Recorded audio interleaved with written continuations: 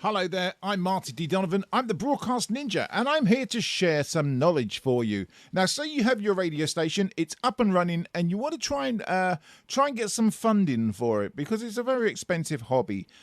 So you have the idea of going to companies local to you and seeing if they want to advertise on your station. And when you sit down with the person who's spending the money, they say to you, well, how many listeners do you have?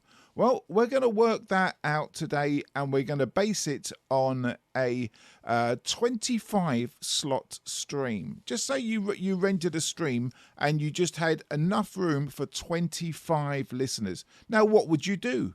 Would you walk along and say to him, well, we have a stream that allows 25 listeners at a time? Well, you could say that, but that's sort of not right.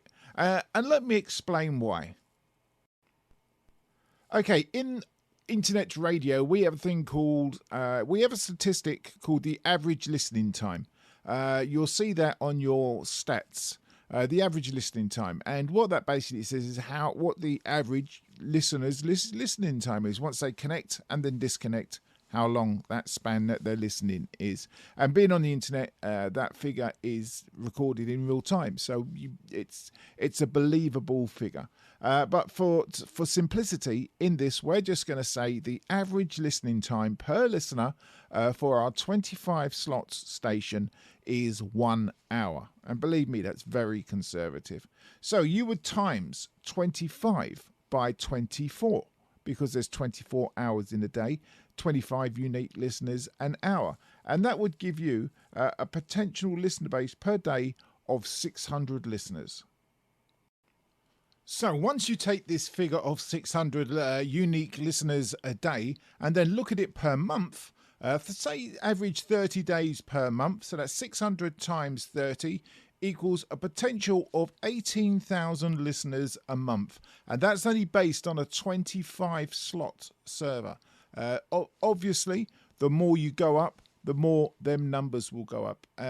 So that's just because you have a 25 person server, it doesn't necessarily mean that you won't be able to have a decent listener base. And remember, all these figures are completely approximate. Never set out to mislead your client. Let them know that you're working on average times. It's the easiest way to explain to somebody who doesn't really understand how internet radio works. It's the easiest way to explain how you come to the figures that you come from. So if you only have this 25 person slot server, okay, you could only have 25 unique listeners at any one time. Still not bad for an internet radio station to have 25 listeners at one time. Let me tell you, there are many stations that struggle at doing that, and some stations never reach that number at any one time. But you have a potential of 18,000 unique listeners a month if you work to that business strategy. So when you go to any company and you want to pitch, that's the proper way to pitch for your server base. So there you go. And also don't forget, if you start off with a 25 base internet stream, it's going to be much cheaper than a 300 person. Okay. What I would suggest is start off at a 25 person stream, and if you find that people can't connect because it's so busy, then increase it.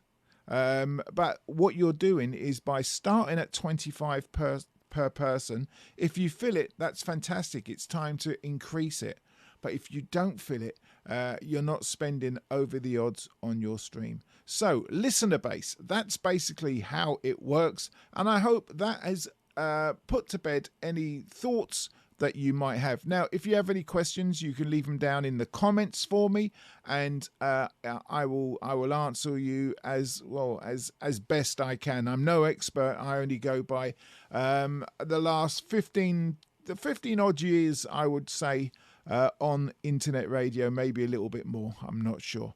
But I've been doing it long enough to understand how things like that work. So that's how you do listener bases. I'm Marty D. Donovan. I am the broadcast ninja. And I'm going to leave now because otherwise I'll be here talking all day. Bye for now.